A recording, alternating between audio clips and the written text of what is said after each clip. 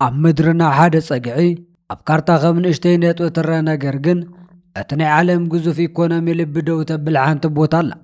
እዛ ቦታ ሱቕ ባህሊት ዋላ እኳ ትምሰል እምበር ኣብ ውሽጣ ግን ናይ ቢልዮን ሰባት ህይወት ዕድል ዝሓዘ ሚስጥር ሓብያ እያ ትርከብ። እስኪ ሕሰቡ፣ ኣብቲ ጸቢብ ናይ ባሕሪ መስመር ብኣጋጣሚ ሓንቲ ጥይት ብዝሕተት እንተትትኮስ ውፅኢቱ ብኣሽሓት ዝቝፀር ኪሎ ሜትራት ርሒቓ ኣብ እትርከብ ናይ ለንደን ከተማ ናይ ባኒ ዋጋ ሰማይ ክስቀል ይኽእል እዩ። በርግጽ ተሰቒሉ እውን ኣሎ። ኣብ ቶኪዮ ትሕቲ ሰማይ ዘለዉ ደመቕቲ ናይ ኤሌክትሪክ መብራህትታት ብቕጽበት ጸልማት ክኾኑ ይኽእል እዮም። ናይ ዓለምቶም ዝዓበዩ ናይ ገንዘብ ትካላት ናይ ንግዲ ማእኸላት ትንፋሶም ክቆራረጽን ናይ ኢኮኖሚ ሰራወር ደም ደው ክብልን ይኽእል እዩ። እዚ ቦታ መጻብብ ሆርሙዝ ይበሃል። ንናይ ዓለም ፖለቲካ ናይ መተንፈሲ ቦምባ እንትኾን ነተን ሓያላት ሃገራት ድማ ናይ ምንቅስቓሶም ገደብን ናይ ምፍጣጦም ሓጾር እዩ። ኣብዚ ናይ ባሕሪ ሓርበኛታት ነቲ መሰልቸው ናይ ራዳር ብልጭታ ብትኹረት እዮም ዝርእዩ። ፈጣን ናይ ሚሳይል ጀልባታት ከም ነስሪ ብዘይ ፍርሒ ነቲ ማዕበል ይስንጥቕዎ። ነገር ግን ካብቲ ናይ ሚሳይላት ድምፅን ናይ ሰራዊት ጽላሎትን ካብ ናይ ፖለቲካ ዓውዓውታን ብዝሰገረ ካሊእ ማንም ዘይነግረኩም ዘገርም ዓለም ኣሎ።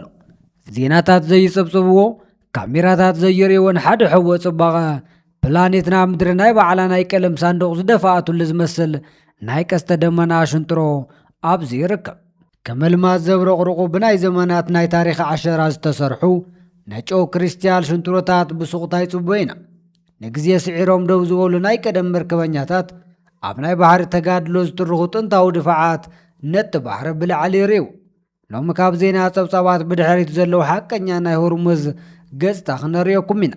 ሓደጋን ጽባቐን፣ ኩናትን ሰላምን፣ ታሪኽን ተፈጥሮን ብሓደ ናይ ማይ መስመር ከመይ ተጣሚሮም ከም ዝነብሩ እንርእየሉ ፍሉይ ጉዕዞ እዩ። ንቻናልና ሓደሽቲ እንተኾንኩም ድማ ሳብስክራይብ፣ ነዚ ቪድዮ ድማ ላይክ ብምግባር ጀምርዎ ኢኹም። ክሳብ መወዳእታ ድማ ሓቢርኩምና ጽንሑ ኢኹም። ናይ ዓለም ካርታ ዘርጊሕኹም እንትርእዩ ኣብ ፋርስና ኣብ እዋን ማእኸል ሓንቲ ጸባብ ክሳድ ትመስል ቦታ ትርአ። እዛ ቦታ ብናይ ጂኦግራፊ ቋንቋ ናይ ሆርሙዝ ባሕሪ ወይ ድማ መጻብብ ሆርሙዝ ትበሃል። ስፍሓታ ካብ 33 ክሳብ 39 ኪሎ ሜትር ትኸውን። ከም ናይ መርፍእ ክፍተት ዝጸበበት መመሓላለፊት እያ። ነገር ግን ኣይትሰሓሓቱ፣ እዛ ጸባብ መስመር ናይ ዓለም ኢኮኖሚ ናይ ደም ሰራውር እያ። በብመዓልቱ ፀሓይ ኣብ ዝወፀትልን ዝኣተወትልን ቁፅሪ ናይ ዓለምና 11 ሚእታዊ ናይ ነዳዲ ኣቕርቦት ዝተሸከሙ ዓበይቲ ታንከራት በዛ ጸባብ በሪ ገይሮም ክሓልፉ ኣለዎ። ከም ቻይና፣ ጃፓንን ህንድን ዝበሉ ናይ ኤዥያ ዓበይቲ ኢኮኖሚታት ናይ ኢንዳስትሪዮም እስትንፋስ ናይ ከተማኦም ብርሃን ኣብዚ ባሕሪ ሰላም ኣብ ምዃን ዝተንጠልጠለ እዩ። ኣብዚ ሰላም እንተጠፊኡ ኣብ ዓለም ዙርያ ዘለዎ ፋብሪካታት ደው ይብሉ፣ መኪናታት ምንቀሳቐስ ይሰና፣ ገዛታት ድማ ፈጺሞም ጸልማት ይኾኑ። ኣብዚ መመሓላለፊ ውሽጢ ርሕቐት ዝብል ቃል ትርጉም ይስን። ኣብ ላርክ ደሴትን ኣብ ሙሳንዳን ዘሎ ክፍተት ብጣዕሚ ዝጸበበ ካብ ምዃኑ ዝተላዕለ ኣብ ናይ ኣሜሪካ ዓበይቲ ናይ ውግብ መርከበኛታትን ኣብ ናይ ኢራን ፈጣን ናይ መጥቃዕቲ ጀልባታትን ማእኸል ዘለዎ ፍልለያት ናይ ዝተወሰኑ ኪሎ ሜትራት ጥራሕ እዩ። እቲ ውጥረት ዓይኒ ብዓይኒ ይንበብ። ብኽልቲኦም ወገን ዘለዉ ወታደራት ነቲ ናይ ተኻሊእ ወገን ናይ ገጽታ ናይ ዓይኖም ትኹረት ሓሊፉ ተሪፉ ድማ ናይ ማእገሮም ምውጥጣር ብባይኖክላር ምርኣይ ይካል። ኣብዚ ስሕተት ዝብል ቃል ፈጺሙ ቦታ የብለን። ሓደ ዘይተሓሰበ ምንቅስቓስ፣ ሓደ ዝተሰሓተ ናይ ሬድዮ ምልክት ወይ ድማ ብኣጋጣሚ ዝተተኮሰ ጥይት ንመላእ ዓለም ናብ ዘይምለሰሉ ናብ ናይ ኩናት ሓዊ ናይ ምእታው ዓቕሚ ኣለዋ። ሕድሕድ ሰከንድ ብውጥረት ዝተመልአን ሕድሕድ ትንፋስ እውን ዝቝፀርን እዩ። ኣብቲ ወሽመጥ ሰሜናዊ ገምገም ባሕሪ ናይ ኢራን ኑሩን ቃድርን ዝተባሃሉ ጸረ መርከብ ሚሳይላት ልክዕ ከም ዞቕ ዝበለ ኣራዊት ነቲ ባሕሪ ንቑልቁል ኣፍጢጦም ይርእዩ። ሰብ ኣልቦ ድሮናት ድማ ከም ንስሪ ብላዕሊ እናተንሳፈፋ ሕድሕድ ማዕበል ይቈጻጸራ። በቲ ካልእ ወገን ድማ ናይ ኦማን ራዳራት ካብ 2000 ሜትር ንላዕሊ ብራኸብ ዘለዎ ጀበል ሃሪም ጎቦ ኮይኖም ከም ንቑሓት ሓለውቲ ዓይንቲ የገልግሉ። እዚ ቦታ ናይ ጥንቃቐ ጥራሕ ኣይኮነን፣ ናይ ፍርሕን ናይ ጥበብን ደውዳ እምበር። ዓለም ብሰላም ንኽተሓድር እዚ ጸቢብ በሪ ብሰላም ክውዕል ኣለዎ። ሆርሙዝ ናይ ዓለም ቁፅሪ ኣብ ንእሽተይ ቦታ ዝቋፀረት ናይ ሓያላት ሃገራት ናይ ምፍጣጥ ዓውድን ናይ ዓለም ኢኮኖሚ ናይ ልቢ ትርግታን እያ። ሕጂ ንንእሽተይ ሰከንዳት ዓይንትኹም ዓምቱ። ካብቲ ናይ ኩናት ናይ ጭንቀት ጽላሎት፣ ካብ ናይ ሚሳይላት ድምፅን ካብ ናይ ብረት ድምፅን ውፅእ ንበል እሞ ንነብስና ናብ ካሊእ ዓለም ነስግራ። ኣብዚ ናይ ሆርሙዝ መእተዊ ከም ዓብዪ ናይ እምባ ዋርድያ ዝሃረሰት ሓንቲ ምዕርግቲ ደሴት ኣላ። ስማ ድማ ቀሽም ትበሃል። እዛ ደሴት ስቑኢላ ኣብ መሬት ጥራሕ ኣይኮነትን ናይ ታሪክ መፅሓፍ እምበር።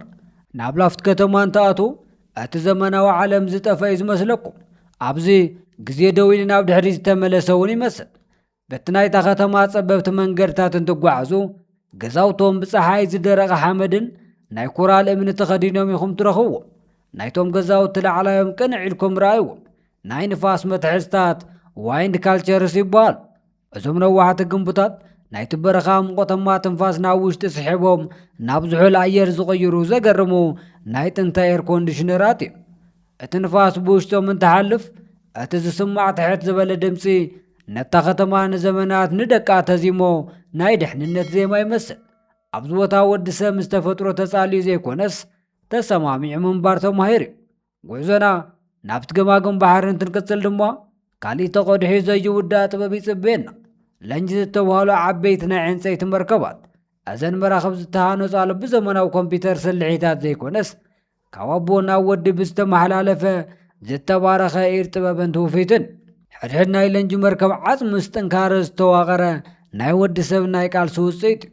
ኣብ 2011 ኣብ ዩኔስኮ ናይ ዓለም ቅርስነት ዝተመዝገባ ዘን መራኸብ ካብ ርሑቕ ቀማማቐመም ካብ ምብራቕ ኣፍሪካ ናይ ንግዲ ኣቑሑትን ምስ ፋርስ ሃር ዝነበሮም ናይ ኣሽሓት ዓመታት ናይ ፍቕርን ናይ ንግድን ምትእስሳር ብስቑታ ይትርኹ።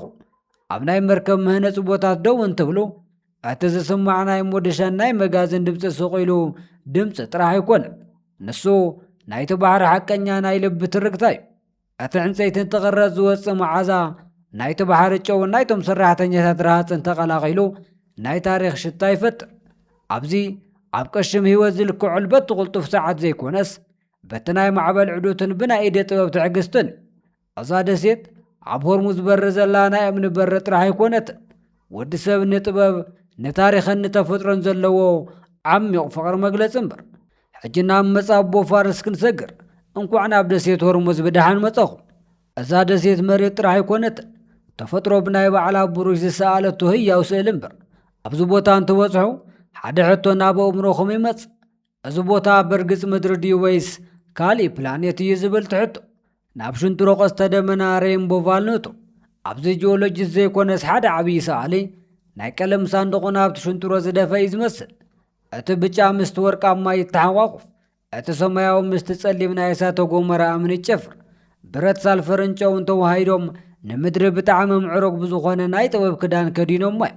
ሕድሕድ ኮረብታ ሕድሕድ እምኒ ንዘመናት ዝተጻሓፈ ናይ ተፈጥሮ ግጥሚ እዩ። ካብ ዘገራም ትርኢት ንእሽተይ ርሕቕ እንትብሉ ድማ ንዓይኒ ምእማን ዝኸብር ካሊእ መደነቕ ነገር ይጽበየኩ። ቀይሕ ገምገም ባሕሪ ርኢኹም ትፈልጡ ዶ? ኣብዚ ኣብ ሆርሙዝ ዝተባሕረ ብደም ዘይኮነስ ብቐይሕ ናይ ሓመድ ቀለም እዩ ዝደምቕ። እቲ ማዕበል ነቲ ሑፃ እንትነኽኦ ልክዕ ከም ዝፈሰሰ ደሚቕ ቀይሕ ቀለም ኣብቲ ማይ ይሰራጩ። እዚ ሓመድ ስቑኢሉ ቀለም ኣይኮነን። እቶም ናይቲ ከባቢ ሰባት ንምግብነት እውን ዝጥቀምሉ ናይ ምድሪ ጨው ዝብልዎ ፍሉይ ውህብቶም እዩ። ካብዚ ግርማ ሞገስ ንታሕቲ ናብ ምድሪ ጠሊቕና እንትንኣቱ ድማ ናይ ጨው በዓትታት ሚስጥሮም ይዝርዝሩልና። ኣብ ውሽጢ እንትንኣቱ እቲ ኣየር ይቐዝቅዝ፣ እቲ ብርሃን እውን ይድብዝዝ። ነገር ግን ናይቲ በዓቲ ግድግዳታት ከም ኣልማዝ ዘብረቕርቑ ናይ ጨው ክሪስታላት መሊኡ ይርከብ። ብንእሽተይ ብርሃን ዝደምቁ እዞም ክሪስታላት ንባዕልኻ ኣብ ካሊእ ዓለም ውሽጢ ከም ዘለኻ እዮም ዘምስልኻ። ኣብዚ ሱቕታ ናይ ባዕሉ ቋንቋ ኣለዎ። እዚ ኩሉ ናይ ተፈጥሮ ጌዝታት ዝሕሉ ዝመስል ድማ እቲ ናይ 16 ክፍለ ዘመን ናይ ፖርቹጋል ድፋዕ እዩ። ዝጸንሑ ዓበይቲ ግንብታትን ካብቲ ባሕሪ ዝለዓል ጨውን ናይ ታሪክ ቁስሊ ዋላ እኳ ይንካ እዮም እምበር ሕጂ እውን ብጽንዓት ደው ኢሎም እዮም ዝርከቡ። ፖርቹጋላውያን ናይ ቅመማ ቅመም ንግዲ ንምቁፅጻር ብዝሃነፅዎ ኣብዚ ድፋዕ ውሽጢ ደው እንትብሉ ናይቶም መርከበኛታት ድምፂ፣ ናይቶም ቅመማ ቅመም መዓዛን ናይቲ ኹናት ድምፅን ምስቲ ንፋስ ሓቢሩ ዝመጽእ ይመስል። እቶም ግድግዳታት ሎሚ እውን ናይቶም ባሕሪ ጨውን ናይ ዘመናት ታሪኽን ሒዘሉ። ናይ ሆርሙዝ ደሴት ተፈጥሮ ጥበብ ዝወዳእትላ፣ ታሪኽ ድማ ዓሽራ ዘዕረፈትላ ኣብ ሓደጋ ናብ ጽባቐን ማእኸል ዘላ ገራሚት ቦታ እዩ። ካብ ሆርሙዝ ናይ ቀለም ድግስን ናይ ውጥረት ጽላሎትን ውፅኢልና ሕጂ ድማ ነቲ ወሽመጥ ኣቋሪፅና ናብ ደቡብ ንጓዓዝ። ኣብዚ ተፈጥሮ ካሊእ ዘድንቕ ነገር ሒዛ ትጽበየና ኣላ። እንኳዕ ናብ ዓረብ ፍርድዮታት ብሰላም መጻኹም። እዚ ናይ ኦማን ሰሜናዊ ጫፍ ናይ ሙሳንዳ መሬት እዩ። ኣብዚ መሬቱን ባሕሩን ዝተጻልኡ ዘይኮንስ ንዘመናት ብፍቕሪ ዝተሓቋቖፉ ይመስሉ። ዓበይትን ውፅእቱ ዝበሉ ጎቦታትን ብቐጥታ ናብቲ ዓሚቕ ሰማያዊ ባሕሪ ሰሚጦም ይረኣዩ። ናይ ኑሮ ኣእማን ገደላት ከም ግድግዳ ተላዒሎም ነቲ ባሕሪ ካብ ንፋስ ዝከላኸሉሉ ይመስሉ። በዞም ጸበብቲ ናይ ባሕሪ መጻብቦን ትጓዓዙ ብግርማ ሞገስ ኣብቶም ጎቦታት ማእኸል ምርካብኩም ኣብ ባዕልኹም ንእሽተይ ኣድናቖት ይውስኸልኩም። ካብቲ ጸፍሒ ባሕሪ ተላዒልና ናብ ሙሳንዳብ ጫፍ ናብ ጀበል ሃሬም ንውፃእ። ካብ 2000 ሜትሮን ላዕሊ ብራኸብ ዘለዎ ደው እንትብሉ ንዒንትኹም ምእማን ዝኸብደኩም ነገር ኣብቲ እማን ተቖሪጹ ትረኽቡ። ኣብ ርእሲ እቲ በረኻማ ዝኾነ ጎቦ እቶም ናይ ጥንቲ ውቅያኖሳት ናይ ኮራልን ናይ ባሕሪ ውሽጢ ዛዕጎላትን ቅሪተ ኣካል ብግልፂ ይረኣዩ። እቲ ጎቦ ሱቕ ኢሉ እምኒ ኣይኮነን፣ ንሱ ንትማልኡ ዘይርስዕ ናይ ታሪኽ መዝገብ እዩ። ኣብ ሓደ ወቕቲ እዞም ኩሎም ሰማይ ዝነኽኡ ብራኸታት ኣብ ትሕቲ ዓሚቕ ውቅያኖስ እዮም ነይሮም። ምድሪ ኣብ ነዊሕ ግዜ ጉዕዞኣ ነቲ ጎቦ ናብ ላዕሊ እንተውፅእ ነቲ ባሕሪ ግን ብቕሪተ ኣካል ኣቢሉ ኣብቲ ናይቲ ጎቦ ልቢ ውሽጢ ገዲፍዎ ሓሊፉ እዩ። ኣብዚ ደው ዝበለ ጎቦ ናይቲ ባሕሪ ትንፋሱ ሒዙ ይነብር። ኣብዚ ገደላማ ነጸጋምን ጎቦታት እግሪ ድማ ናይ ዓለም ዕግርግር ፈጺሙ ዘይበጽሕ ሓንቲ ምስጢራዊ መንደር ኣላ። ስማ ድማ ኩምዛር ይበሃል። ናብ ኩምዛር ንምብጻሕ መንገዲ የለን፣ ኣየር እውን ኣይበርር። እቲ ብሕታዊ መንገዲ እቲ ባሕሪ ጥራሕ እዩ። ብጀልባ ነቲ ማዕበል ሰንጢዕኩም በቶም ገደላት ማእኸል እንተሓልፉ ካብቲ ገማግም ባሕሪ ዝተሰብሰቡ ናይ ኣእማን ገዛውቲ ይረኣዩ። ኩምዛር ናይ ባዕላ ሰላም፣ ናይ ባዕላ ሕግን ናይ ባዕላ ዜማን ዘለዋ ገነት እያ። ኣብዚ ናይ ከተማ ዕግርግር የለን ዘሎ። ኣብዚ ዘሎ እቲ ናይ ማዕበል ድምፅን ናይ ዓሳት ሓስቲ ጸጥታን ጥራሕ እዩ። እቲ ዘገርም ነገር ግን ናይታ መንደር ኣቀማምጣ ጥራሕ ኣይኮነን፣ ናይቶም ሰባት ቋንቋ እውን እዩ። ናይ ኩምዛር ሰባት ኩምዛሬ ዝተባሃለ ኣብ ዓለም ካብ ካሊእ ቦታ ዘይርከብ ብርቂ ቋንቋ እዮም ዝዛረቡ። እዚ ቋንቋ ሱቕ ኢሉ ዘረባ ኣይኮነን፣ ካብቲ ናይቲ ባሕሪ ታሪኽ ዝወፅእ እምበር ዓረብኛ ምስ ፋረሰኛ ተሓቋቒፎም ሂንዱ ምስ እንግሊዝኛ ተጣሚሮም ናይ ፖርቹጋልን ናይ ጥንቲ ናይቲ ከባቢ ቃላትን ኣብ ውሽጡ ተቐላቒሎም እዮም።